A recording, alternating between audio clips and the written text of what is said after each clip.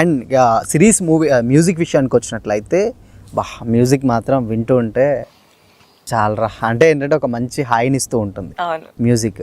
అసలు first of all ఆ lyrics ఎవరు రాశారు అంటే సాంగ్ లిరిక్స్ అవి మీరేనా? వివేక్ సమేదో సీతారాం అని చెప్పేసి చరణ్ వాళ్ళ బావ. ఓకే, పర్ఫెక్ట్గా రాస్తారు, చాలా బాగా రాశారు.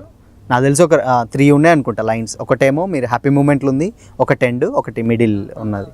ఆ సాంగ్స్ అదే ఏదో ఉంటుంది ఎలా అంటే నీలా అంటే ఏంటంటే ఆకాశం అడిగితే నీల అరవిచ్చావా.